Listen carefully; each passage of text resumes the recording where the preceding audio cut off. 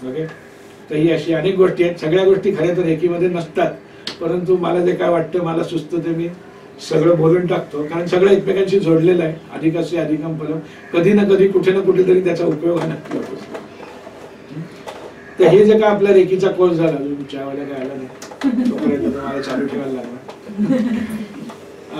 रेकीचा course आहे म्हणजे काय, आपण केला तो आजचा 1 दिवसाचा रेकीचा कोर्स केला. पूर्वी 2 दिवसाचा कोर्स असायचा, अजूनही बरेच लोक 2 दिवसाचा घेतात. लोकांना 2 दिवस येण्याचा प्रश्न असतो, तरी सुद्धा वेळ काढून येतो. परंतु मला स्वतःला उगीच ते फापड पचायला वाढवलेलं आवडत नाही. जे आहे तेवढं महत्वाचं बोलावं, महत्वाचं काम करावं, बाकीच्या कर. आणि म्हणून मी विचार केला की 2 दिवसाचा कोर्स मी केला, तेवढा 2 दिवसाचा केला. या 2 दिवसाच्या कोर्समध्ये केलं काय आम्ही, सकाळी 10 वाजता चालू झाला, म्हणजे चालू व्हायला 10:30 पावणे 11 होतात, संध्याकाळी 5 वाजेपर्यंत असतो.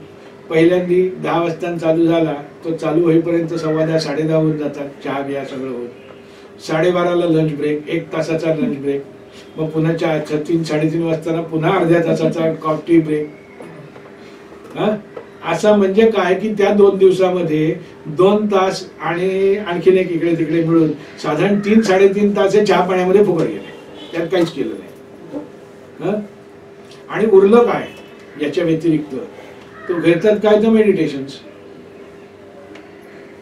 मग ते अमुक मेडिटेशन तमुक मेडिटेशन. मेडिटेशनचा आणि रेकीचा काय संबंध आहे? ती रेकी आहे, तुम्ही मेडिटेशन करा, नाही तर नका करू. रेकी करणं हेच मेडिटेशन होऊन जातं. याचा तुम्हाला सगळ्यांना आता अनुभव आलाय की रेकी हीच मेडिटेशन बनते. त्यामुळे मुद्दाम वेगळं काही करायची गरज नाही. आणि म्हणून त्यातल्या सगळ्या बाकीच्या गोष्टी मी गाळून टाकल्या.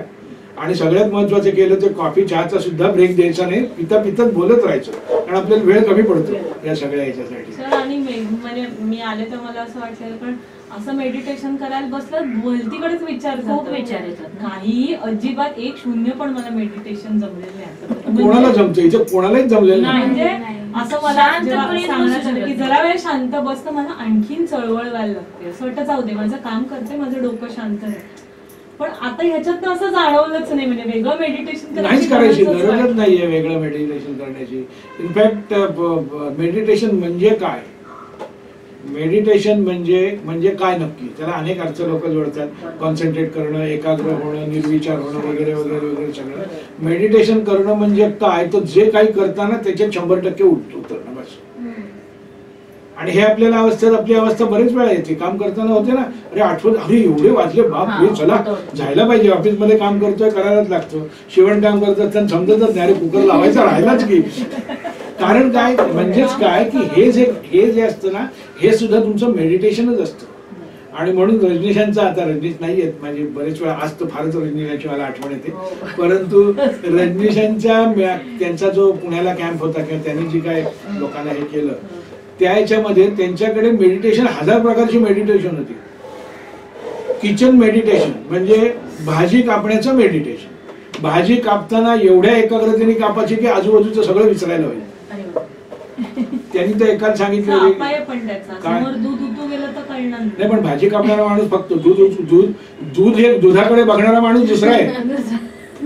दुधाकडे बघणारा माणूस दुसरा. नाही, गृहिणींसाठी नाही, हे तिथल्या याच्याबद्दल मी सांगतोय की तिथे जे करायचं ना ते पूर्णपणाने करायचं. तर त्यांनी त्यांच्याकडे एक जण आला होता, त्याला सिगरेट सोडायचे म्हणून तो आला होता. मला सिगरेट सोडण्यासाठी काहीतरी उपाय सांगा म्हणून तो आला होता. त्यांनी सांगितलं सिगरेट सोडायचं तर काय सोपं आहे म्हणे, सोडून टाक उद्यापासून. काय कर, सिगरेट सोडायचे ना, तू असं कर, तू रोज किती ओढतोस सिगरेट? रोज म्हणजे 10-12 होतं. हो ना, 25 सिगरेट तू ओढायला लाग, तुझी सुटेल बघ. हा माणूस सोडायला सांगतोय का ओढायला सांगतोय? पण एकच त्याच्यावरची अट आहे, 25 सिगरेट ओढताना पूर्णपणे त्या सिगरेटची एकाग्र हो. त्याचा धूर तुझ्या आतमध्ये कुठे जातो, कसा जातो आणि काय काय करतो ह्याच्या पाठलाग तू कर, तुझी सिगरेट आपोआप सुटेल. मेडिटेशन हे जे करायचं आहे ना, ते गुरुदेव रानडेंचं जे मी म्हटलं की 24 तास एकच विचार, ते मेडिटेशनच आहे. तसं आपलं हे रेकी म्हणजे त्यावेळेला करणं, आजूबाजूचं सगळं विसरून जाणं म्हणजे मेडिटेशन. मेडिटेशन करण्यासाठीचा एक साधा सोपा उपाय. मेडिटेशन होत नाही याचं कारण काय, तर आपल्या मन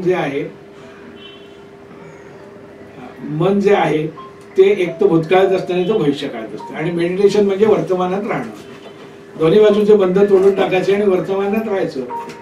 मन इकडे जातं ना तर इकडे जातं. त्याला न जाऊन येण्यासाठीचा मार्ग काय? तो मार्ग खूप कठीण आहे. एक तर पुष्पशरीमधनं काही प्रमाणात फरक पडतो, ॲक्युपंक्चर मधल्या पॉईंट्सनी काही प्रमाणात फरक पडतो, परंतु त्यासाठीचा सोपा मेडिटेशनचा मार्ग म्हणजे त्याला क्विक मेडिटेशन करायचं. करूया क्विक मेडिटेशन. चला चला चला क्विक मेडिटेशन. आता काही बोलायचं? नाही बोलायचं नाही. क्विक मेडिटेशन सोडणार नाही तुम्हाला एवढ्यात. बसा कुठे आवडते एवढ्यात. सर मला गुडघ्याला थोडं जरा बरं वाटतं, थोडं म्हणजे अगदीच म्हणजे कंडिशनच बेकार आहे, पण थोडं बरं वाटतंय. मला सकाळपासून जाणवलेला फरक सांगतो. तर मेडिटेशन काय करायचं? डोळे मिटा. क्विक मेडिटेशन आहे. डोळे मिटायचे.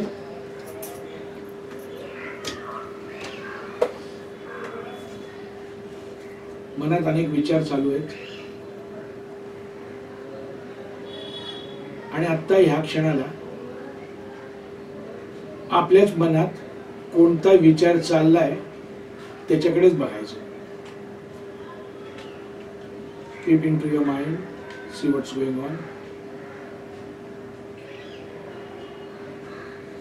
चल डोळे उघडा, बाहेर या. Come on. काय आला विचार? काहीच नाही, काहीच नाही. हेच म्हणजे असं थेंबे थेंबे तळेसाठी करून तळ साचवायचं.